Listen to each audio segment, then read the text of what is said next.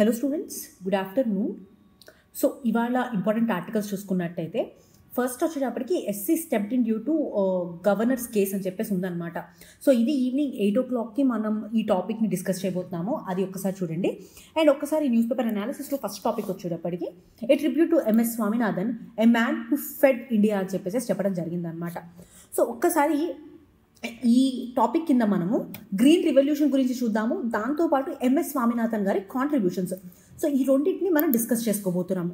First green revolution గురించి చూసుకున్నట్టయితే 1960s and 1970s మధ్యలో చూసుకున్నట్టయితే అగ్రికల్చర్లో వచ్చినటువంటి ఇన్నోవేషన్స్ ఇండియాని ఒక ఫుడ్ ప్రొడ్యూసర్గా నిలబెట్టాయన్నమాట.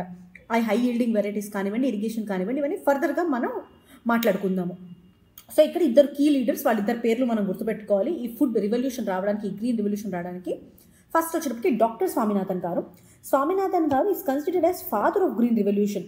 ఆయన కాంట్రిబ్యూషన్స్కి ఆయన ఫాదర్ ఆఫ్ గ్రీన్ రివల్యూషన్గా చెప్తారనమాట. అండ్ ఇంకొకరు వచ్చేటప్పటికి నార్మన్ బోర్లాంగ్ గారు అనమాట. ఈయన హై ఈల్డింగ్ వెరైటీ సీడ్స్ ఉంటాయి కదా, మెక్సికోలో ఇవి డెవలప్ చేయడం జరిగిందనమాట ఈయన. సో ఒక్కసారి మనం చూసుకున్నట్టయితే గ్రీన్ రివల్యూషన్ ఏంటి, అసలు అవసరం ఏంటి, first of all green revolution launch చేయడానికి. ఫస్ట్ మనం చూసుకున్నట్టయితే ఇండియాలో స్పెసిఫిక్గా బిఫోర్ గ్రీన్ రివల్యూషన్ ప్రొడక్టివిటీ అనేది తక్కువగా ఉంది. వీట్ చూసుకున్నట్టయితే దాదాపు 850 kg వచ్చేదన్నమాట పర్ హెక్టర్కి. అండ్ రైస్ చూసుకుంటే జస్ట్ 1000 kg వచ్చేది పర్ హెక్టర్కి. చాలా తక్కువ ప్రొడక్టివిటీ అనేది ఉండేది బిఫోర్ 1960s. అండ్ ఇంకొకటి 70% ఆఫ్ ద పీపుల్ ఈ subsistence farming and traditional farming practices మీద డిపెండ్ అయి ఉండేవాళ్ళు అనమాట. అండ్ అన్ప్రెడిక్టబుల్ మాన్సూన్స్, దాంతోపాటు ఇరిగేషన్ లేకపోవడము. సో ఓవరాల్గా చూసుకున్నట్టయితే అగ్రికల్చర్ అనేది చాలా బ్యాడ్ పొజిషన్లో ఉండేది. అండ్ దాంతోపాటు పోస్ట్ ఇండిపెండెన్స్ వచ్చిన తర్వాత కూడా మనం చూసుకున్నట్టయితే ఫుడ్ షార్టేజెస్ అండ్ ఫెమైన్స్ ఎక్కువగా అబ్జర్వ్ చేయొచ్చు. 1960sలో బీహార్లో వచ్చిన ఫెమైన్ అసలు చాలా మందిని హంగర్ అండ్ పావర్టీలోకి నెట్టేసింది. అండ్ ఇంకా మనం చూసుకున్నట్టయితే ఆ టైంలో మనం యూఎస్కి సంబంధించిన PL 480 అంటారనమాట. ఈ స్కీమ్ కింద వీటిని ఇంపోర్ట్ చేసుకుందాం మనం అమెరికా నుంచి. ఈ 1965లో మాత్రమే మనం చూసుకుంటే దాదాపు 10 million tons ఆఫ్ వీట్ని మనం ఇంపోర్ట్ చేసుకోవడం జరిగింది. సో ఇది నాట్ ఓన్లీ మనకి ఫుడ్ ఇంపోర్ట్ లాగానే కాదు, ఇది సావర్నిటీకి కూడా ఒక ఇష్యూ అనమాట. ఆ తర్వాత మనం చూసుకున్నట్టయితే ఈ మెక్సికో యొక్క వీట్ రివల్యూషన్ ఇన్స్పైర్ అయ్యి ఇండియాలో గ్రీన్ రివల్యూషన్ తీసుకురావడం జరిగింది. ఒక్కసారి ఈ గ్రీన్ రివల్యూషన్ కాంపోనెంట్స్ చూద్దాము. ఫస్ట్ వచ్చేటప్పటికి హై ఈల్డింగ్ వెరైటీ సీడ్స్. అంటే ఏంటి అంటే ప్లాంట్ నుంచి ఎక్కువ గ్రెయిన్స్ వచ్చేటప్పుడు, పర్ ప్లాంట్ ఎక్కువ గ్రెయిన్స్ వచ్చేటట్టు ఉండేటటువంటి సీడ్స్ అనమాట ఈ వెరైటీస్. అది కూడా షార్ట్ డార్ఫ్ వెరైటీస్ అంటారు. సో ప్లాంట్ ఎప్పుడైనా చిన్నగా ఉందనుకోండి, విండ్ వచ్చినా సరే లేదా బాగా గాలి వాన ఇవన్నీ వచ్చినా సరే పడిపోకుండా ఉంటుందన్నమాట. సో అందుకని డార్ఫ్ వెరైటీస్ ఏవైతే ఉంటాయో వాటిని ప్రయారిటైజ్ చేయడము. అండ్ క్రాప్స్కి ఇరిగేషన్ ఎక్స్పాన్షన్ చేయడము. ఇది ఎలా అంటే మనకి నార్మల్గా కెనాల్ ఇరిగేషన్ కానీ ట్యూబ్ వెల్స్ ఇరిగేషన్ ఉంటుంది కదా, వాటిలో ఇన్వెస్ట్మెంట్స్ పెట్టడం గవర్నమెంట్. అండ్ ఇంకా దాంతోపాటు CADP ప్రోగ్రామ్ అంటారనమాట. అంటే ఏంటి అంటే command area development programme. So దీనివల్ల కూడా ఈ వాటర్ ఇరిగేషన్ సపోర్ట్ అనేది ఇచ్చారు. ఇక్కడ మనం చూసుకున్నట్టయితే బై 1960 దాదాపు ఓన్లీ 30 million hectaresలో మాత్రమే మనకి వాటర్ ఇరిగేషన్ కవరేజ్ అనేది ఉండేది. ఆ తర్వాత చాలా ఏరియాస్కి ఇరిగేషన్ అనేది వెళ్ళింది. మూడోది వచ్చేటప్పటికి క్రెడిట్ అండ్ ఫైనాన్స్ సపోర్ట్. ఇక్కడ ఫార్మర్స్ ఏదైనా సరే ఒక పంట పండించాలనుకోండి, వాళ్ళకి కావాల్సింది ఏంటి, క్రెడిట్ ఫెసిలిటీ, డబ్బులు కావాలి. సో దానికోసం అని చెప్పి కోఆపరేటివ్ బ్యాంక్స్, RRBs, సో ఆ తర్వాత ఫర్దర్గా మనకి నాబార్డ్ వచ్చింది అనుకోండి, కానీ దాని ద్వారా క్రెడిట్ అండ్ ఫినాన్స్ సపోర్ట్ అనేది ఇచ్చారు. దానివల్ల ఏమవుతుందంటే మనీ లెండర్స్ ఎవరైతే ఉంటారో వాళ్ళ మీద, వడ్డీ వ్యాపారాల మీద వాళ్ళ యొక్క డిపెండెన్స్ అనేది తగ్గుతుంది. అండ్ దాంతో పాటుగా ఫార్మర్ కొంచెం ఇన్కమ్ చూసేటటువంటి అవకాశం ఉంటుంది. ఆ తర్వాత MSP అండ్ ఇన్సెంటివైజ్డ్ కమర్షియలైజేషన్. ఆ తర్వాత మనకి MSP అనేది ఇవ్వడం జరిగింది, మినిమం సపోర్ట్ ప్రైస్. అంటే ఇన్ కేస్ ఎవరు కొనకపోయినా సరే గవర్నమెంట్ కొంటుంది అనే సపోర్ట్ ఫార్మర్కి వెనకాల ఉంటుందన్నమాట. సో దానివల్ల ఈ కమర్షియలైజేషన్ అనేది కూడా ఇన్సెంటివైజ్ అయింది. ఇంకోటి వస్తే మెకానైజేషన్ అండ్ దాంతోపాటు రూరల్ ఎలక్ట్రిఫికేషన్. సో ఓవరాల్ మెకనైజేషన్లో చూసుకునే ట్రాక్టర్స్ కానివ్వండి, హార్వెస్టర్స్ కానివ్వండి, పంప్ సెట్స్ కానివ్వండి, అండ్ దాంతోపాటు రూరల్ ఏరియాస్లో చూసేటటువంటి ఎలక్ట్రిఫికేషన్ వల్ల ఇరిగేషన్ని పవర్ చేయడం, మెకనైజేషన్ని పవర్ చేయడము. సో ఓవరాల్ ఈ గ్రీన్ రివల్యూషన్ ఇంకా ముందుకు తీసుకెళ్ళింది ఈ మెకనైజేషన్, రూరల్ ఎలక్ట్రిఫికేషన్. అండ్ దాంతోపాటుగా కెమికల్ ఫెర్టిలైజర్స్ అండ్ పెస్టిసైడ్స్ వాడదాము. అండ్ ల్యాండ్ రిఫార్మ్స్, స్పెసిఫిక్గా టెనెన్సీ యాక్ట్స్ ఉంటాయి కదా, land reforms act, land ceiling acts, వీటి వల్ల స్మాల్ ఫార్మ్ హోల్డర్స్ కూడా ఉండడము. అండ్ దాంతోపాటు ఫామ్ అనేది డివైడ్ అవ్వడం వల్ల చిన్న చిన్న సన్నకారు రైతులకు కూడా భూమి అనేది లభించడం జరిగింది. అండ్ ఇంకా మనం చూసుకున్నట్టు అసలు ఈ గ్రీన్ రివల్యూషన్ ఒక 3 phases జరిగిందని చెప్పుకోవచ్చు అనమాట. ఫస్ట్ ఫేజ్ వచ్చేటప్పటికి 1965 నుంచి 1980 మధ్యలో. సో ఇక్కడ మనం చూసుకున్నట్టయితే ఫోకస్ ఇది పంజాబ్, హర్యానా అండ్ వెస్ట్రన్ ఉత్తరప్రదేశ్లో ఉంది. అండ్ ఫోకస్ వచ్చేటప్పటికి ఫోకస్ క్రాప్ వీట్. ఏ ప్లేసెస్లో చేశారు, Punjab, Haryana and western part of UP అనమాట. సో ఇక్కడ స్పెసిఫిక్గా ఏ ప్రోగ్రామ్స్ తీసుకొచ్చారంటే ఐఏడిపి అని, ఇంటెన్సివ్ ఏరియా అగ్రికల్చర్ ప్రోగ్రామ్ అని చెప్పేసి, high yielding variety seeds and command area development programmes, so ఇవన్నీ ప్రోగ్రామ్స్ తీసుకురావడం జరిగింది. సో ఆ టైంలో బేసిక్గా 1960s ఫుడ్ ప్రొడక్షన్ అనేది 33 MT ఉండేదన్నమాట, మెట్రిక్ టన్స్. సో 1980s వచ్చేటప్పటికి అంటే 15 ఏళ్లలో మనం చూసుకుంటే 100 మెట్రిక్ టన్స్కి పెరిగింది ఈ first phase of green revolution వల్ల. సో దానివల్ల ఫస్ట్ ఆఫ్ ఆల్ ఇండియాలో ఒక సెల్ఫ్ సఫిషియెంట్ కంట్రీగా నిల్చోబెట్టాము. అండ్ దాంతోపాటు ఇండియా యొక్క ఇమేజ్ ఏదైతే బెగ్గింగ్ బౌల్ లాగా ఉండేదో ఈ పిఎల్ స్కీమ్స్ ద్వారా, అలాంటిది కాకుండా ఇప్పుడు ఇండియా సెల్ఫ్ సఫిషియెంట్ అయిపోయింది అనమాట. ఇది ఫస్ట్ ఫేజ్. సెకండ్ ఫేజ్ వచ్చేటప్పటికి మనం 1980s నుంచి 1991 వరకు చూడొచ్చు. సో ఇక్కడ ఫోకస్ క్రాప్ వచ్చి రైస్ని ఫోకస్ చేశాము. అండ్ హై రైన్ఫాల్ ఉన్న స్టేట్స్ని ఫోకస్ చేసాము అనమాట. ఇప్పుడు west Bengal, Bihar, Assam, coastal Andhra. So coastal Andhra and coastal plains అనమాట. సో ఈ ఏరియాలో ఏం జరుగుతుంది అంటే మనకి ఎక్కువ రైన్ఫాల్ ఉండడం వల్ల రైస్ కూడా ఎక్కువ తినేటటువంటి ఏరియాస్ ఇవన్నీ. సో ఈ మనం చూసుకున్నట్టయితే వెస్ట్ బెంగాల్, కృష్ణా గోదావరి, కావేరీ డెల్టా ఇవన్నీ సక్సెస్ అయింది ఈ ప్రోగ్రామ్. కానీ there are some limitations. Land reforms సరిగ్గా అవ్వకపోవడం కానివ్వండి, సో దానివల్ల ల్యాండ్ అందరి దగ్గరికి రాకపోవడము. అండ్ ఫార్మర్స్ కూడా ఎక్కువ ఈ కెమికల్ ఫర్టిలైజర్స్ కానీ పెస్టిసైడ్స్ కానీ వాడడానికి ఇష్టపడకపోవడము, ఫార్మర్ కన్జర్వేటివ్స్, ఇవన్నీ కొంచెం పార్షల్ సక్సెస్ఫుల్ అయిందనమాట ఈ ప్రోగ్రామ్. తర్వాత థర్డ్ ఫేజ్. సో ఇప్పుడు థర్డ్ ఫేజ్ 1991 నుంచి 2003 వరకు జరిగింది. సో ఇక్కడ ఫోకస్ ఏరియా వచ్చి డ్రై ల్యాండ్ క్రాప్స్, అంటే డ్రైగా ఉన్నటువంటి ఏరియాస్ ఉంటాయి కదా, అక్కడ వేసేటటువంటి క్రాప్స్ అనమాట. ఏమేమి క్రాప్స్ తీసుకున్నారు ఇక్కడ? Cotton, oil seeds, pulses, millets. So ఈ ప్రోగ్రామ్ వచ్చేటప్పటికి దీని కింద national integrated watershed management programmes ఇవన్నీ తీసుకొచ్చారనమాట. ఇది కూడా partial success. Specifically Narmada Tapi basin, Tungabhadra, Bhima Krishna basins ఇది సక్సెస్ఫుల్ అయింది. అండ్ ఆ తర్వాత ఫర్దర్గా మనం ఈ గ్రీన్ రివల్యూషన్ నుంచి రైన్బో రివల్యూషన్కి షిఫ్ట్ అవ్వాలి అనేటువంటి ఆలోచన తీసుకొచ్చారు ఎంఎస్ స్వామినాథన్ గారు. రైన్బో రివల్యూషన్ అంటే ఏంటి అంటే, సో ఇక్కడ సస్టైనబుల్ అగ్రికల్చర్ని ప్రమోట్ చేయడము. ఇక్కడ for example yellow revolution oil సీడ్స్కి, బ్లూ రివల్యూషన్ ఫిషరీస్కి, వైట్ రివల్యూషన్ అంటే డైరీకి, అట్లానే బ్రౌన్ రివల్యూషన్ ఫర్టిలైజర్స్కి, సిల్వర్ అండ్ పౌల్ట్రీకి. సో ఇలా డిఫరెంట్ రివల్యూషన్స్ తీసుకొచ్చారనమాట. సో ఇది ఫేజెస్ ఆఫ్ గ్రీన్ రివల్యూషన్. ఆ తర్వాత ఈ గ్రీన్ రివల్యూషన్ పాజిటివ్ ఇంపాక్ట్ ఏంటి అనేది చూద్దాము. First and foremost positive impact ఏంటంటే ఫుడ్ సెక్యూరిటీ. మనం చూసుకున్నట్టయితే 1965లో బీహార్లో హెవీ ఫెమైన్స్ వచ్చాయని చెప్పాం. అలాంటి ఫెమైన్స్ని అవాయిడ్ చేయగలిగాము. అండ్ దాంతోపాటు మనం చూసుకున్నట్టయితే 1961లో ప్రొడక్షన్ చూసుకుంటే దాదాపు 82 మెట్రిక్ టన్స్ ఉండేది. ఇప్పుడు 2023 అంటే 2 years బ్యాక్ చూసుకుంటే 323 మెట్రిక్ టన్స్ ప్రొడక్షన్ చేస్తున్నాము. అండ్ ఇంకొకటి సెల్ఫ్ సఫిషియన్సీ అనమాట. యూఎస్ ఒక PL 480 స్కీమ్తో మనం ఒక ఇండియా యొక్క రిలయన్స్ అనేది తగ్గిపోయింది. అండ్ వీట్ ఇంపోర్ట్స్ కూడా పెరిగాయి అనమాట. మనం చూసుకున్నట్టయితే ఇప్పుడు టాప్ 10 వీట్ ఎక్స్పోర్టర్స్ మనం ఇండియా. సో ఇది ఒక నేషనల్ ప్రైడ్కి సంబంధించినటువంటి విషయం. మూడోది చెప్పి ప్రొడక్టివిటీ అండ్ ఇన్కమ్. సో ఇక్కడ ఈ గ్రీన్ రెవల్యూషన్ వల్ల మల్టిపుల్ క్రాపింగ్ చేయడం, ఇందాక డిఫరెంట్ రెవల్యూషన్స్, రైన్బో రెవల్యూషన్ అని చెప్పాం కదా. సో దీనివల్ల మల్టిపుల్ క్రాపింగ్స్, ఇంటర్ క్రాపింగ్ చేయడము. సో దానివల్ల ఏమవుతుంది అంటే ఎక్కువ ప్రొడక్షన్ వస్తుంది కదా, ఆ ప్రొడక్షన్ మార్కెటబుల్ సర్ప్లస్ అవుతుంది అనమాట ఫార్మర్కి. దానివల్ల ఫార్మర్ ఇన్కమ్ కూడా పెరుగుతుంది. ఆ తర్వాత రూరల్ ట్రాన్స్ఫర్మేషన్. సో ఇక్కడ ఈ ఎలక్ట్రిఫికేషన్ అండ్ మెకనైజేషన్ అని చెప్పాను కదా. సో దీనివల్ల ఇరిగేషన్ కెనాల్స్ డెవలప్ అయ్యాయి అండ్ రోడ్ కనెక్టివిటీ కూడా పెరిగింది. సో వీటన్నిటి వల్ల రూరల్ బ్యాంకింగ్, క్రెడిట్ పెనిట్రేషన్, దాంతోపాటు రూరల్ కన్జంప్షన్ కూడా పెరిగింది. సో ఓవరాల్గా రూరల్ ట్రాన్స్ఫర్మేషన్ అనేది రూరల్ ఏరియాస్లో మనం అబ్జర్వ్ చేయగలిగాము. ఆ తర్వాత వచ్చేప్పటికి కమర్షియల్ ఫార్మింగ్ స్పెసిఫిక్గా చూసినట్టయితే ఈ మెకనైజేషన్ కానివ్వండి, ఈ ఏవైతే ఎంఎస్పి ఏవైతే ఉన్నాయో అవన్నీ కమర్షియలైజేషన్ని ప్రమోట్ చేశాయన్నమాట ఫార్మింగ్ని. ఇదివరకు సబ్సిస్టెన్స్ బేస్డ్ ఫార్మింగ్ చేసేవాళ్ళు, అంటే ఉన్నంత వరకు మాత్రమే పెట్టుకుని ఫార్మింగ్ చేసేవాళ్ళు అనమాట. ఇప్పుడు అలా కాదు, ఇన్పుట్స్ ఎక్కువ వేయడము అండ్ దానికి తగ్గ పెస్టిసైడ్స్, ఫర్టిలైజర్స్ వేయడం. సో ఇప్పుడు కమర్షియలైజ్డ్ స్కేల్లో ఫార్మింగ్ తీసుకొచ్చామంటే దానికి కారణం గ్రీన్ రెవల్యూషన్. స్పెసిఫిక్గా మనకి పంజాబ్, హర్యానా బెల్ట్స్లో అబ్జర్వ్ చేయొచ్చు. ఇంకోటి ఇండస్ట్రియలైజేషన్. ఇక్కడ మనం చూసుకున్నట్టయితే ఎక్కడైతే ఈ కమర్షియలైజ్డ్ ఫార్మింగ్ ఉంటుందో చుట్టుపక్కల agriculture agro processing units develop అవుతాయి. ఫర్ ఎగ్జాంపుల్ పంజాబ్ ఏరియాలో మనం చూసుకుంటే లుధియానా, కార్నల్, సో ఇలాంటి ఏరియాస్లో అగ్రో ప్రాసెసింగ్ యూనిట్స్ తయారవ్వడము. సో దానివల్ల ఇండస్ట్రియలైజేషన్ ఏదైతే ఉందో దాన్ని ప్రమోట్ చేయడము, ఎంప్లాయ్మెంట్ పెరగడం జరిగింది. అండ్ ఇంకోటి చెప్పి రిఫార్మ్ సపోర్ట్. ఇంకా రిఫార్మ్స్లో కూడా మనం చూసుకున్నట్టయితే ల్యాండ్ హోల్డింగ్స్ ఏవైతే ఉన్నాయో ల్యాండ్ సీలింగ్ యాక్ట్స్ ద్వారా కానివ్వండి, లేదా ల్యాండ్ టెనెన్సీ యాక్ట్స్ ద్వారా కానివ్వండి, ఈ రిఫార్మ్స్ ద్వారా ఈ గ్రీన్ రెవల్యూషన్కి పర్ఫెక్ట్ పుష్ అనేది వచ్చిందనమాట. సో ఈ ఓన్లీ పాజిటివ్సే కాదు, గ్రీన్ రెవల్యూషన్కి నెగిటివ్స్ కూడా ఏంటివి అవి? ఫస్ట్ చూసుకున్నట్టయితే ఎకనామిక్ యాక్టివిటీస్ ఇందులో చూద్దాము. రీజనల్ డిస్పారిటీస్ మనం చూసుకున్నట్టయితే ఫస్ట్ మనం ఎక్కడ స్టార్ట్ చేసాం? పంజాబ్, హర్యానా రీజన్లో కదా. సో ఇక్కడ ఏమైంది అంటే Punjab, Haryana food bowls of India అయినాయి అనమాట. ఏమైనాయి? Food bowls of India. కానీ యూపీ అండ్ దాంతోపాటు బీహార్ ఏరియాస్ చూసుకున్నట్టయితే అవి ఇంకా వెనకబడే ఉన్నాయి.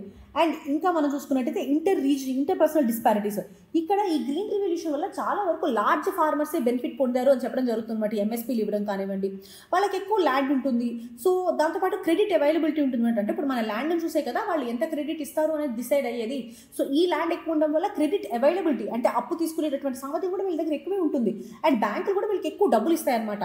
సో దానివల్ల ఏమవుతుంది, వాళ్ళు ఎక్కువగా గెయిన్ అయ్యారు. లార్జ్ ఫార్మర్స్ ఎక్కువ గెయిన్ అయ్యారు, స్మాల్ ఫార్మర్స్ ఎక్కువగా అప్పులకు గురయ్యారు అనమాట ఈ గ్రీన్ రివల్యూషన్ వల్ల. ఎందుకంటే ఇన్పుట్ ఇంటెన్సివ్, ఇన్పుట్స్ చాలా కాస్ట్ ఉంటాయి ఇక్కడ. సో స్మాల్ ఫార్మర్కి అంత ఇన్పుట్ వస్తుందా, అంత క్రెడిట్ వస్తుందా ఇన్పుట్లో కొనుక్కోవడానికంటే కాదు, కానీ లార్జ్ ఫార్మర్కి వస్తుంది. అండ్ ఇంకోటి వచ్చేటప్పటికి డెప్ట్ ట్రాప్స్. ఆల్రెడీ మనం మాట్లాడుకున్నాం ఇక్కడే. ఈ స్మాల్ హోల్డర్ ఫార్మర్స్ ఎవరైతే ఉన్నారో వాళ్ళు ఇన్పుట్ ఇంటెన్సివ్ ఫార్మింగ్ చేయలేకపోవడము, దానివల్ల అప్పులు పాలవడము, ఇది ఫార్మర్ సూసైడ్స్ మనం విదర్భ రీజియన్లో ఎక్కువ గమనించవచ్చు దీనివల్ల. ఇది ఎకనామిక్ ఇంపాక్ట్స్. తర్వాత సోషల్ ఇంపాక్ట్స్ చూద్దాము. రూరల్ ల్యాండ్లెస్నెస్ అనమాట.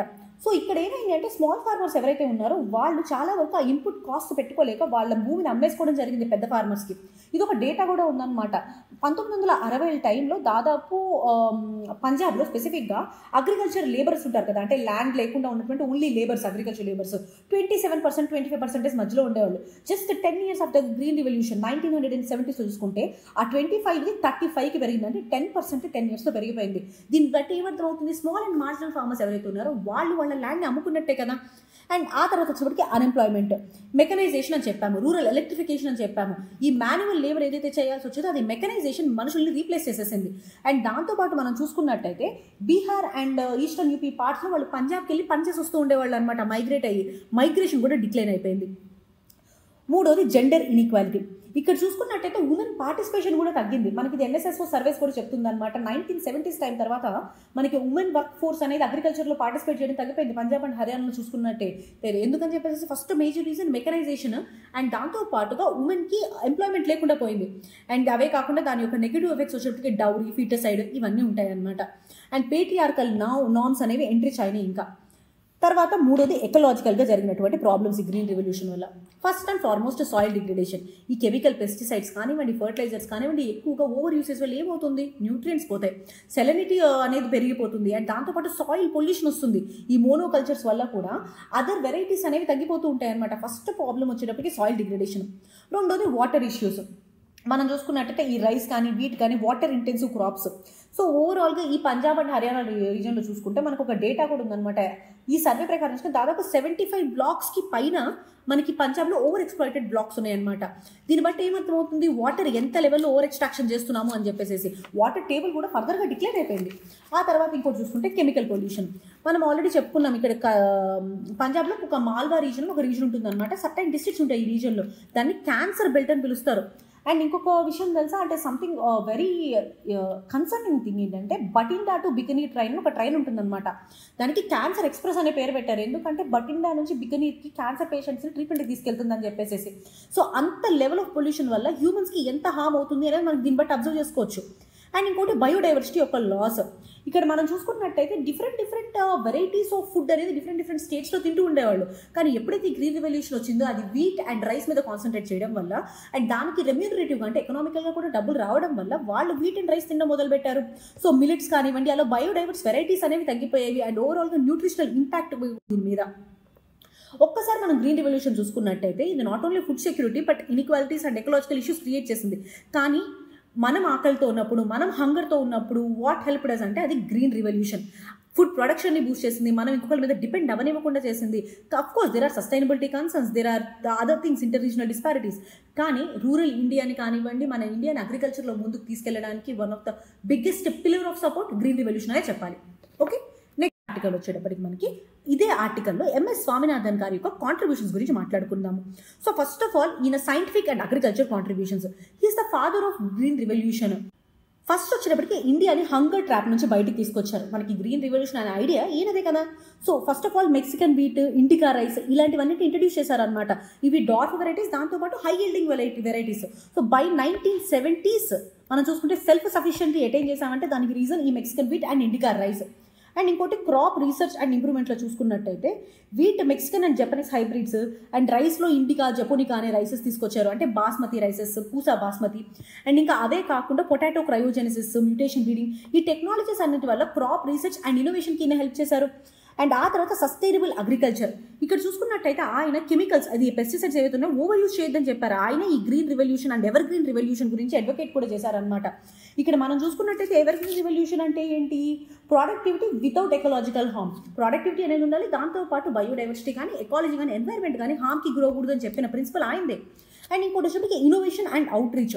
ఇక్కడ మనం చూసుకుంటే బయోడైవర్సిటీ కన్జర్వేషన్ గురించి, ఆర్గానిక్ ఫార్మింగ్ గురించి, వెట్లాండ్స్ ఒక కన్జర్వేషన్ గురించి, బయో విలేజెస్ గురించి, అండ్ విలేజ్ నాలెడ్జ్ సెంటర్స్ ఉంటాయి కదా, వీకేసీస్ అంటారు, వాటిల్లో ఇన్ఫర్మేషన్ కమ్యూనికేషన్ టెక్నాలజీ అంటే కంప్యూటరైజ్ చేయడము, ఇవన్నీ innovation and out reach activities కూడా ఈయన ముందుకెళ్లారు.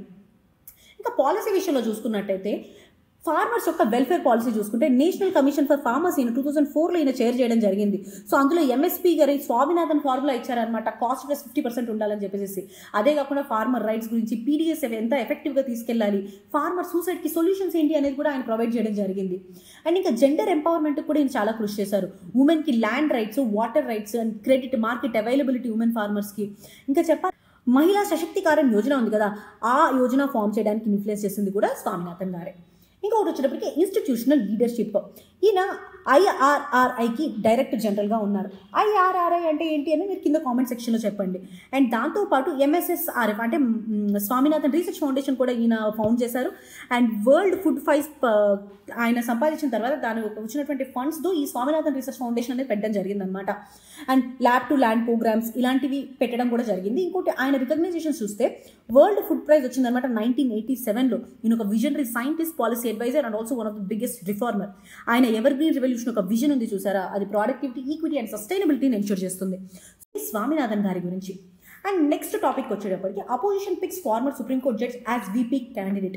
వైస్ ప్రెసిడెంట్ క్యాండిడేట్గా ఒక అపోజిషన్ ఒక ఫార్మర్ సుప్రీంకోర్టు జడ్జిని పెట్టడం జరిగిందనమాట.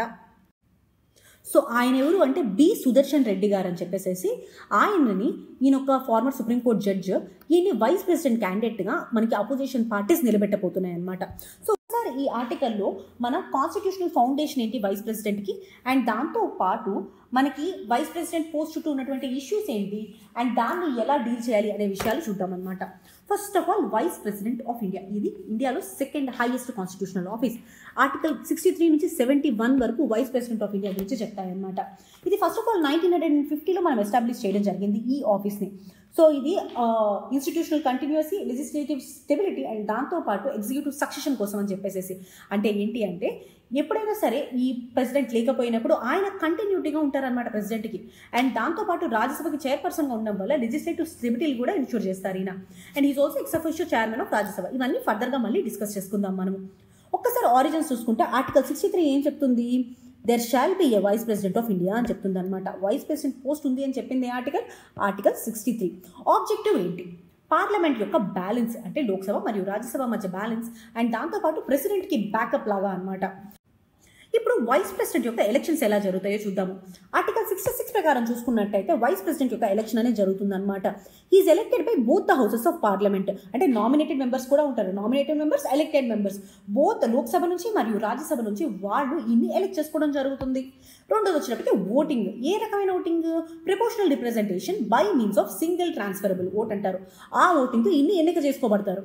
అండ్ ఇంకొకటి ఆయనకు ఉండాల్సినటువంటి ఎలిజిబిలిటీ క్రైటీరియా ఏంటి అంటే రాజ్యసభ మెంబర్కి ఉండాల్సినటువంటి ఎలిజిబిలిటీ క్రైటీరియా ఏంటి? అది he must be citizen of India, 35 years plus age ఉండాలి, and he should be eligible for Rajya Sabha. And ఇవన్నీ ఎలా ఎలెక్ట్ చేసుకుంటారు అంటే ఫస్ట్ ఆఫ్ ఆల్ 20 ప్రపోజర్స్ ఉండాలి అండ్ 20 సెకండర్స్ ఉండాలి, అండ్ దాంతోపాటు 15,000 రూపాయలు డిపాజిట్గా పే చేయాలన్నమాట. ఆ తర్వాత ఈయన టెన్యూర్ వచ్చేటప్పటికి 5 years టెన్యూర్గా ఉంటుంది అండ్ రీఎలక్షన్కి ఎలిజిబుల్. రెసిగ్నేషన్ చూసుకున్నట్టయితే ఒకటి ప్రెసిడెంట్కి ఆయన రాసిన తర్వాత ఆయన రెసిగ్నేషన్ తీసుకోవచ్చు ఆర్టికల్ 67A ప్రకారం. అట్లానే ఆర్టికల్ 67B వచ్చేటప్పటికి ఈ వైస్ ప్రెసిడెంట్ యొక్క రిమూవల్ దాని గురించి ఒక ఫ్రేమ్వర్క్ ఇస్తుంది అనమాట. కాన్స్టిట్యూషన్ ప్రకారంగా చూసుకుంటే ఎలాంటి గ్రౌండ్స్ లేవు మనం వైస్ ప్రెసిడెంట్ని ఎట్లా రిమూవ్ చేయాలి అనే విషయం మీద. కానీ ఫస్ట్ ఆఫ్ ఆల్ ఒక 14-day నోటీస్ పీరియడ్ అనేది ఇవ్వాలన్నమాట. రిజల్యూషన్ మూవ్ అవ్వడానికి ముందే చైర్మన్ గారికి ఈ 14-day నోటీస్ పీరియడ్ అనేది ఇవ్వాలి. అండ్ ఆ నోటీస్లో క్లియర్గా పార్లమెంటేరియన్స్ ఎవరైతే ఉంటారో వాళ్ళ యొక్క ఇంటెన్షన్ చెప్పాలన్నమాట. అండ్ దాంతోపాటు ఎందుకు ఈ మోషన్ మూవ్ చేస్తున్నారో రీజన్స్ కూడా అందులో ఉండాలి. ఆ తర్వాత దాన్ని ఓటింగ్కి తీసుకెళ్తారు. ఫస్ట్ ఆఫ్ ఆల్ ఈ రిజల్యూషన్ అనేది ఫస్ట్ రాజ్యసభలో పాస్ అవ్వాల్సి ఉంటుంది, అండ్ ఆ తర్వాత రాజ్యసభలో ఎఫెక్టివ్ మెజారిటీ ద్వారా పాస్ అవ్వాలి, అండ్ ఆ తర్వాత లోక్సభ అగ్రీ చేస్తే రిమూవల్ అనేది జరుగుతుంది. ఇప్పుడు మనం మనం ఒకసారి వైస్ ప్రెసిడెంట్ గారి రోల్ చూద్దాం. 2 రోల్స్ అనమాట. లెజిస్లేటివ్ రోల్ ఉంటుంది, ఈయనకి ఎగ్జిక్యూటివ్ రోల్ కూడా ఉంటుంది. ఫస్ట్ లెజిస్లేటివ్ రోల్ గురించి చూసుకున్నట్టయితే యాజ్ ఎ చైర్పర్సన్ ఆఫ్ రాజ్యసభగా ఫస్ట్ ఈయన ప్రిసైడింగ్ ఆఫీసర్గా ఉంటారు. అంటే హౌస్లో బిజినెస్ కండక్ట్ చేయాలని అంటే రాజ్యసభలో బిజినెస్ కండక్ట్ చేయాలి అనుకున్నా సరే he is the responsible. And దాంతోపాటు రాజ్యసభలో డెకరం అండ్ డిసిప్లైన్ మెయింటైన్ చేస్తారు. దానికి డిసిప్లినరీ యాక్షన్స్ కూడా తీసుకుంటారనమాట. So he acts as a presiding officer legislative రోల్లో. రెండోది వచ్చేప్పటికి పాయింట్ ఆఫ్ ఆర్డర్ని డిసైడ్ చేస్తారు. అంటే ఈ పాయింట్ ఆఫ్ ఆర్డర్ ఏదైతే ఉంటుందో, ఎవరైతే రైజ్ చేస్తారో ప్రొసీడింగ్ టైంలో, అది ఇంటరప్ట్ చేయడంలో ఈయన ఫైనల్ అథారిటీగా ఉంటారు రాజ్యసభలో. అండ్ దాంతోపాటు బిల్స్, మోషన్స్, రిజల్యూషన్స్ ఏవైతే ఉంటాయో వాటిని కమిటీస్, అంటే అప్రోప్రియేట్ పార్లమెంటరీ కమిటీస్ ఉంటాయి కదా, వాటికి పంపిస్తారు. అండ్ ఇన్ కేస్ ఆఫ్ టై వచ్చింది అనుకోండి ఓట్స్ విషయంలో, కాస్టింగ్ ఓట్ చేస్తారని అంటే రెగ్యులర్ ఓట్ ఉండదు. ఎందుకంటే ఈయన ఎలక్ట్ చేసుకోబడరు కాబట్టి ఈయనకి రెగ్యులర్ ఓట్ అనేది ఉండదు. కానీ కాస్టింగ్ ఓట్ అనేది ఉంటుంది అనమాట, టై బ్రేకర్ లాగా, డెడ్ లాక్ ఉంటే. అండ్ ఆ తర్వాత వచ్చేటప్పటికి రిప్రజెంటేటివ్ రోల్. రాజ్యసభని ప్రెసిడెంట్ ముందు, దాంతోపాటు లోక్సభని ముందు, అండ్ దాంతోపాటు ఏదైనా అథారిటీస్ ఉన్నా సరే రాజ్యసభని రిప్రజెంట్ చేసేది చైర్మన్ గారు. అండ్ ఇంకా దాంతోపాటు మనీ బిల్ సర్టిఫికేషన్. ఇక్కడ మనం చూసుకున్నట్లయితే లోక్సభ స్పీకర్కి ఎక్కువ పవర్స్ ఉంటాయి మనీ బిల్ సర్టిఫికేషన్ కింద, ఆర్టికల్ 110 కింద. బట్ చైర్మన్ గారు కూడా ఈ డిస్ప్యూట్స్ ఏదైనా వస్తే మనీ బిల్స్లో రాజ్యసభలో అడ్రస్ చేయడానికి చైర్మన్ గారే ఉంటారనమాట. ఎగ్జిక్యూటివ్ రోల్, ఈయన ప్రెసిడెంట్ అంటే వైస్ ప్రెసిడెంట్ కాగా యాక్ట్ చేస్తారనమాట. సో ఆర్టికల్ 65 ప్రకారం మనం చూసుకున్నట్టయితే వైస్ ప్రెసిడెంట్ ఒకవేళ president in case of death కానీ, రెసిగ్నేషన్ కానీ, రిమూవల్ కానీ, ఇనిబిలిటీ వల్ల కానీ లేకపోయినట్టయితే ఆయన ప్రెసిడెంట్ ఆఫీస్ అనేది ఎజ్యూమ్ చేస్తారు. అది first and foremost executive role ఈయనది. అండ్ ఇంకోటి మనం చూసుకున్నట్టయితే ఫర్ మ్యాక్సిమమ్ ఆఫ్ 6 months ఈయన ప్రెసిడెంట్గా ఉండగలుగుతారు అనమాట, అంటే new president is elected. And దాంతోపాటు ఈ టైంలో రాజ్యసభలో ప్రొసీడింగ్స్ ఎవరు చూసుకుంటారు? రాజ్యసభలో డిప్యూటీ చైర్పర్సన్ ఉంటారనమాట, చైర్మన్ కాకుండా డిప్యూటీ ఈయన కింద ఉంటారు. వాళ్ళు ఆ టైంలో రాజ్యసభలో ప్రొసీడింగ్స్ చూసుకుంటారు ఈయన ప్రెసిడెంట్గా యాక్ట్ చేస్తున్న టైంలో. అండ్ పవర్స్ అండ్ రెస్పాన్సిబిలిటీ చూసుకున్నట్టయితే all powers, privileges and immunities of the president ఈయన ఎంజాయ్ చేస్తారనమాట at the point of time when ప్రెసిడెంట్గా ఈయన ఉన్నప్పుడు. అండ్ దీనివల్ల కంటిన్యూటీ ఆఫ్ ద గవర్నెన్స్ అనేది ఉంటుంది. కానీ దీనికి కొన్ని లిమిటేషన్స్ ఉన్నాయి. ఈయన ఎప్పటికీ వైస్ ప్రెసిడెంట్గానే ఉంటారు, ఎప్పటికీ ప్రెసిడెంట్ పర్మనెంట్గా అవ్వలేరు, అంటే డైరెక్ట్ ప్రెసిడెంట్ అవ్వలేరు. అండ్ ఇంకోటి మనం చూసుకున్నట్టయితే ఈ రోల్ ఏదైతే ఉంటుందో ప్రెసిడెంట్గా ఈయన యాక్ట్ చేస్తారో అది టెంపరీగా మాత్రమే ఉంటుందన్నమాట. వేరే యూఎస్ అంటే వాటి కంట్రీస్లో చూసుకున్నట్టయితే వైస్ ప్రెసిడెంట్ ఆటోమేటిక్గా ప్రెసిడెంట్ సక్సీడ్ అవుతారు. మనకి అట్లా వైస్ ప్రెసిడెంట్ ఆటోమేటిక్గా ప్రెసిడెంట్గా సక్సీడ్ అవ్వరు. అండ్ ఇంకా మనం ఒక్కసారి ఈ వైస్ ప్రెసిడెంట్ ఆఫీస్ మీద ఉన్నటువంటి క్రిటిసిజం చూద్దాం. ఫస్ట్ అండ్ ఫార్మోస్ట్ క్రిటిసిజం ఏంటంటే పర్సీవ్డ్ పార్టిషన్షిప్. సో ఇక్కడ వైస్ ప్రెసిడెంట్గా అండ్ దాంతోపాటు రాజ్యసభ ఒక చైర్పర్సన్గా మనం ఏం ఎక్స్పెక్ట్ చేస్తారు? ఎవరైనా ఇంపార్షియాలిటీ ఎక్స్పెక్ట్ చేస్తారనమాట. అండ్ కానీ ఎప్పుడు ఈయన యొక్క ఇంపార్షియల్ బిహేవియర్ని క్వశ్చన్ చేస్తూనే ఉంటారు మనకు వచ్చినటువంటి ఆర్టికల్స్ కానీ, క్రిటిక్స్ కానీ. మనకి ఫర్ ఎగ్జాంపుల్ ఆధార్ బిల్ జరిగింది 2016లో, ఆధార్ బిల్ని మనీ బిల్ అనే పేరుతో పాస్ చేయడం జరిగింది.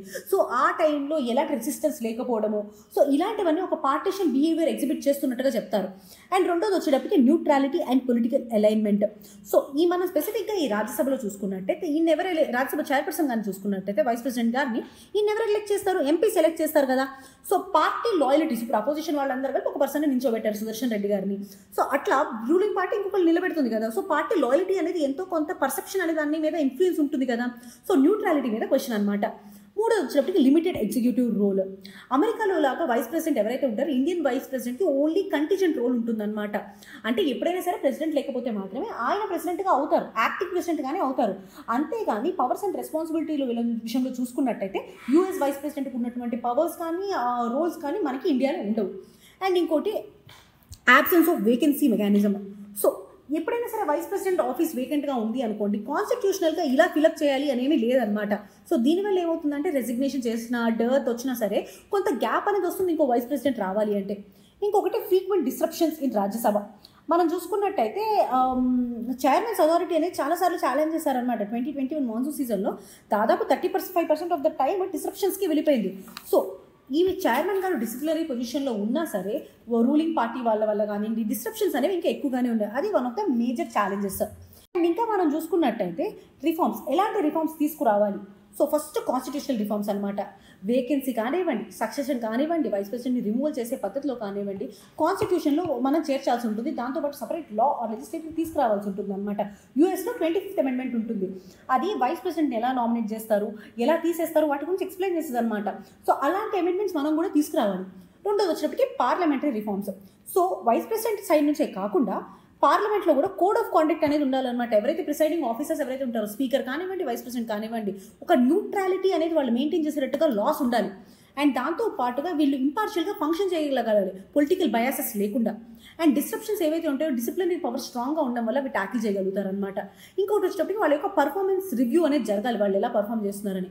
మనకి స్పెసిఫిక్గా పూంచి కమిషన్ చూసుకున్నట్టయితే 2010లో ఇచ్చినటువంటి రిపోర్ట్లో డిస్ట్రప్షన్స్ తగ్గించాలి, దాంతోపాటు అకౌంటబిలిటీ పెంచాలి అని చెప్పింది.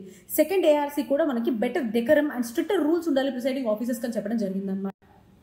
ఇంకా ఇన్స్టిట్యూషనల్గా రిఫార్మ్ చూసుకున్నట్టయితే పార్లమెంటేరియన్స్కి అండ్ ప్రిసైడింగ్ ఆఫీసర్స్కి కెపాసిటీ బిల్డింగ్, పార్లమెంటరీ ప్రాక్టీసెస్ మీద training and ethics, conflict resolution మీద కోర్సెస్ అనేవి ఆఫర్ చేయాలి. అండ్ దాంతోపాటు ప్రొసీజర్స్ ఏవైతే ఉంటాయో రిమూవల్కి, రెసిగ్నేషన్కి, వీటన్నిటికీ ఆ ప్రొసీజర్స్ని కోడిఫై చేయాల్సి ఉంటుంది. ట్రాన్స్పరెన్సీ అనేది పెరగాలి. అంటే వైస్ ప్రెసిడెంట్ కానీ చైర్పర్సన్ ఏదైనా రూలింగ్స్ ఇచ్చారనుకోండి, దాని రీజనింగ్తో పాటు ట్రాన్స్పరెన్సీ అనేది ఉండాలి. అండ్ దాంతోపాటు కమిటీ సిస్టమ్ వల్ల ఏమవుతుంది, స్క్రూటినీ అనేది ఇంకా పెరుగుతుంది అనమాట. ఇంకోటి వచ్చి political and democratic reforms, consensus building, అంటే బేసిక్గా ఎలక్షన్ అనేది క్రాస్ పార్టీ సపోర్ట్తో రావాలి, అప్పుడే మనకి న్యూట్రాలిటీ అనేది మెయింటైన్ చేసబడుతుంది. అండ్ ఇంకొకటి ఈయన రోల్ అనేది ఓన్లీ కన్సల్టేటివ్గా, అడ్వైజరీగా మాత్రమే ఉండకూడదు ఎగ్జిక్యూటివ్లో. ఈయన రోల్ అనేది ఎక్స్పాన్షన్ అవ్వాలి అండ్ దాంతోపాటు ఇంకా స్ట్రెంగ్తన్ అవ్వాలి. అండ్ పబ్లిక్ ఎంగేజ్మెంట్ కూడా ఉండాలన్నమాట వైస్ ప్రెసిడెంట్ ఒక inter parliamentary discipline and citizen out reach పెరగడానికి. సో ఒక్కసారి మనం చూసుకున్నట్టయితే వైస్ ప్రెసిడెంట్ గారికి ఇండియాలో మనం చూసుకుని యూనిక్ డ్యూయల్ రోల్ ఉంటుంది. ఆయన ఎగ్జిక్యూటివ్, ఆయన లెజిస్లేచర్లో కూడా ఉంటారనమాట. సో ఇలాంటి ఈ ఆఫీస్ ఎప్పుడైనా సరే ఇన్స్టిట్యూషనల్ వాల్యూ అనేది ఉండాలి, కంటిన్యూటీ, స్టెబిలిటీ అండ్ గవర్నెన్స్ అనేది మంచిగా జరగాలి అంటే. సో ఇది వైస్ ప్రెసిడెంట్ గారి గురించి ఉన్నది. అండ్ మనం ఇంకో ఆర్టికల్ వచ్చేటప్పటికి డెరైజియో ఎఫెక్ట్ అని చెప్పేసి ఉందన్నమాట. ఇది హెన్రీ వివెన్ లూయిస్ డెరైజియో గారి గురించి ఉన్నటువంటి ఆర్టికల్. సో మనం ప్రీవియస్గా యూపీఎస్సీ మెయిన్స్లో కూడా యంగ్ బెంగాల్ మూవ్మెంట్ గురించి క్వశ్చన్స్ రావడం జరిగాయి. సో ఆ కాంటెక్స్ట్లో ఈ డెరైజియో ఎఫెక్ట్ అండ్ దాంతోపాటు యంగ్ బెంగాల్ మూవ్మెంట్ గురించి మాట్లాడుకుందాము. సో ఈ డెరైజియో ఎఫెక్ట్ అంటే ఏంటి? ఇది 19th సెంచరీలో ఉన్నటువంటి ఒక intellectual rebellion against the British colonial practices. So అదే యంగ్ బెంగాల్ మూవ్మెంట్ కూడా అంటాం. 1820s నుంచి 1840s వరకు ఉందన్నమాట. హిందూ కాలేజ్లో ఎక్కువగా సెంటర్డ్ అయింది ఈ మూమెంట్ అనేది. అండ్ ఫస్ట్ ఆఫ్ ఆల్ చెప్పాలంటే ఇండియాలో first radical intellectual challenge to colonial authority అని కూడా చెప్తారు. అండ్ దీన్ని డెరైజో ఎఫెక్ట్ అంటారు అనమాట. ఎన్లైటన్మెంట్ అండ్ దాంతోపాటు రిఫార్మిస్ట్ ఐడియాస్ ఈ రెండింటికి తీసుకొచ్చినటువంటి ఎఫెక్ట్ ఇది. And one of the reason బెంగాల్లో రెనైసెన్స్ అనేది స్టార్ట్ అవ్వడానికి, ఎర్లీ నేషనలిజం అనేది స్టార్ట్ అవ్వడానికి వన్ ఆఫ్ ద రీజన్ ఈ డెరైజో ఎఫెక్ట్. అండ్ ఒక్కసారి మనం హెన్రీ లూయిస్ వివాన్ డెరైజో గారి గురించి చూస్తామన్నమాట. ఫస్ట్ ఆఫ్ ఆల్ ఈయన ఒక ఆంగ్లో పోర్టుగీస్ పోయిట్, టీచర్ అండ్ దాంతోపాటు రేషనలిస్ట్. ఈయన క్రిటికల్ ఇంక్వైరీ కానివ్వండి, లిబర్టీ కానివ్వండి, సెక్యులరిజం, ఈక్వాలిటీ గురించి ప్రమోట్ చేశారనమాట. ఈయన చాలాసార్లు మనకి ఈ కాల్కటాలో ఉన్నటువంటి హిందూ కాలేజ్లో స్పీచెస్లో కూడా ఆయన స్టూడెంట్స్ చెప్తారు, ఇండియాలో లిబర్టీ అడిగితేనేమో బ్రిటిషర్స్ అసలు ఇవ్వరు, అదే వాళ్ళ కంట్రీలో లిబర్టీ అనేది గొప్ప విషయం, వీళ్ళు గ్రాంట్ చేసినట్టుగా తీసుకొచ్చినట్టుగా మాట్లాడతారు అని చెప్పేసి లిబర్టీ గురించి, దాంతోపాటు సెక్యులరిజం గురించి, రేషనలిజం గురించి ఈయన మాట్లాడడం ముందుకు తీసుకెళ్ళడం జరిగింది. అండ్ దాంతోపాటు 1828లో చూసుకుంటే ఈయన ఎకడమిక్ అసోసియేషన్ని ఫౌండ్ చేశారనమాట. సో క్యాస్ట్ గురించి, ఉమెన్ స్టేటస్ గురించి, దాంతోపాటు డెమోక్రసీ గురించి ఇందులో మాట్లాడారు. అండ్ ఇక్కడ ఈయన ఇండియాని ఒక చైన్డ్ ఈగల్ లాగా డిస్క్రైబ్ చేశారనమాట. ఈయన ఒక పోయిట్ కాబట్టి ఈయన ఇండియాని చైన్డ్ ఈగల్ అని చెప్పి డిస్క్రైబ్ చేశారు. అంటే కలోనియల్ రూల్ వల్ల ఈ ఈగల్కి చైన్స్ వేసేసారు అని చెప్పేసి. అండ్ దాంతో పాటు ఈయన 1831లో ఎథిజం ప్రాపగేట్ చేస్తున్నారని చెప్పేసి హిందూ కాలేజ్ నుంచి ఈయన తీసేయడం జరిగింది. బై 22 years, చాలా చిన్న వయసులో ఈయన మరణించారనమాట 1831లోని. అండ్ ఒక్కసారి మనం యంగ్ బెంగాల్ మూవ్మెంట్ గురించి చూసుకున్నట్టయితే వాళ్ళు బాగా ప్రమోట్ చేస్తుందంటే ఫ్రీడమ్ ఆఫ్ థాట్. వాల్టైర్ కానివ్వండి, రుసో కానివ్వండి, సో బెంథమ్ కానివ్వండి, ఇలాంటి ఫిలాసఫర్స్ ఎవరైతే ఉంటారో వీళ్ళ యొక్క thought process, freedom of thought ఏదైతే ఉంటుందో దాన్ని ఇన్స్పైర్ చేశారు, అది స్టూడెంట్స్లోకి ఇంకల్కేట్ చేశారు. సో దానివల్ల ఏంటి అంటే క్రిటికల్ రీజనింగ్ డెవలప్ అవుతుంది, blind faiths, superstitions, orthodoxy. So దీనివల్లే ఫర్దర్గా బెంగాల్ రిలయన్సెస్ అనేది ముందుకెళ్ళింది అనమాట. సతీకి ఎగనైస్ట్గా వెళ్ళడం కానివ్వండి, లేదా ఉమెన్కి ఎడ్యుకేషన్ కావాలనడం కానివ్వండి, ఉమెన్ రైట్స్ కానివ్వండి, ఇవన్నీ ముందుకెళ్ళడానికి రీజన్ ఏంటంటే ఫ్రీడమ్ ఆఫ్ థాట్, అది కూడా యంగ్ బెంగాల్ మూవ్మెంట్ ఇచ్చింది. రెండోది వచ్చినప్పటికీ మనకి ఈక్వాలిటీ అనమాట. ఇక్కడ మనం చూసుకున్నట్టయితే కృష్ణమోహన్ బెనర్జీ అని చెప్పేసి ఒక ఆయన ఉండేవాళ్ళు. ఆ టైంలో ఆయన యూరోపియన్స్తో కలిపి డైనింగ్ చేసేవాళ్ళు అనమాట. ఇంటర్ క్యాస్ట్ డైనింగ్, దాంతోపాటు క్యాస్ట్ హైరియార్కీ లేకుండా క్యాస్ట్ నార్మ్స్ ఏవైతే ఉంటాయో వాటిని ఛాలెంజ్ చేశారు ఆ పాయింట్ 1800sలోనే. అండ్ ఇంకొకటి సెక్యులరిజం. ఇక్కడ మనం చూసుకున్నట్టయితే వీళ్ళు సెక్టేరియనిజం, అంటే సెక్టేరియన్ డివిజన్స్ ఉంటాయి కదా, సో అంటే క్యాస్ట్, కులాల వల్ల కానివ్వండి, మతాల వల్ల కానివ్వండి, ఏదైతే డివిజన్స్ ఉన్నాయో ఆ డివిజన్స్ని రిజెక్ట్ చేసింది యంగ్ బెంగాల్ మూవ్మెంట్. అండ్ ఇంకా రామ్ తంతు లహరి అని చెప్పేసి ఒక పర్సన్ ఉంటారనమాట. ఆయన వేసుకున్నటువంటి సీక్రెట్ థ్రెడ్ ఉంటుంది కదా, జంజియో అంటారు, సో దాన్ని తీసేయడం కూడా జరిగింది సెక్యులరిజం కింద. అండ్ ఇంకొకటి పొలిటికల్ అవేర్నెస్. సో ఫస్ట్ ఇండియాలో పొలిటికల్ పార్టీ అంటారనమాట బెంగాల్ బ్రిటిష్ ఇండియా సొసైటీ అని చెప్పేసి 1843లో దీన్ని పెట్టడం జరిగింది. సో ఇది ఫస్ట్ పొలిటికల్ పార్టీ. సో దాని ద్వారా పొలిటికల్ అవేర్నెస్ కానివ్వండి, వనరబుల్ సెక్షన్స్కి రైట్స్ కానివ్వండి, రిప్రజెంటేషన్ కానీ తీసుకొచ్చారు. అండ్ ఒక్కసారి ఈ మూమెంట్ యొక్క సిగ్నిఫికెన్స్ చూద్దాము. దీన్ని ఫస్ట్ రాడికల్ రెసిస్టెన్స్ అంటారు ఇంటెలెక్చువల్గా. సో కొలోనియల్ అంటే బ్రిటిష్ వాళ్ళ యొక్క ఎక్స్ప్లాయిటేషన్ అండ్ దాంతోపాటు మన ఇండియాలో ఉన్నటువంటి ఆర్థోడాక్సిక్ కల్చర్స్, సో ఈ రెండింటిని క్వశ్చన్ చేశారు వీళ్ళు ఈ మూమెంట్ ద్వారా. అండ్ దాంతోపాటు సీడ్స్ ఆఫ్ నేషనలిజం అనేది ఇంపైట్ చేయడం జరిగింది. బెంగాల్ ఎర్లీ రినైసెన్స్కి they were the reasons. Tagore యొక్క హ్యూమనిజం కానివ్వండి, నెహ్రూ యొక్క సెక్యులరిజం కానివ్వండి, దీనికి ఇన్స్పిరేషన్ ఏంటి అంటే యంగ్ బెంగాల్ మూమెంట్. ఇంకా దాంతోపాటు బెంగాల్ రినైసెన్స్ని కూడా ఇన్ఫ్లుయెన్స్ చేశారు. ఫర్ ఎగ్జాంపుల్ విద్యాసాగర్ గారి విడో రీమ్యారేజ్ యాక్ట్ కృషి చేయడానికి కానివ్వండి, ఫీమేల్ ఎడ్యుకేషన్కి కృషి చేయడానికి కానివ్వండి, ఈ ప్రెసిడెంట్ని సెట్ చేసింది ఎవరు అంటే యంగ్ బెంగాల్ మూమెంట్. అండ్ ఇంకొకటి పొలిటికల్ వాయిస్ ఎర్లీగా చూసుకుంటే మనం ఆల్రెడీ చెప్పుకున్నాం కదా, first political party Bengal British India society. So వాళ్ళు ఈ ఐఎన్సీ కన్నా ముందే వచ్చారనమాట. వాళ్ళు ఈ వనరబుల్ సెక్షన్స్ గురించి, దాంతోపాటు వాళ్ళ రైట్స్ గురించి మాట్లాడడం జరిగింది. And there are some limitations for this movement కూడా. ఫస్ట్ మేజర్ లిమిటేషన్ అంటే ఇది ఒక intellectual movement. Most of the movement అనేది అర్బన్ ఏరియాస్లో ఎలైటిస్ట్ సర్కిల్స్లోనే ఉండిపోయింది.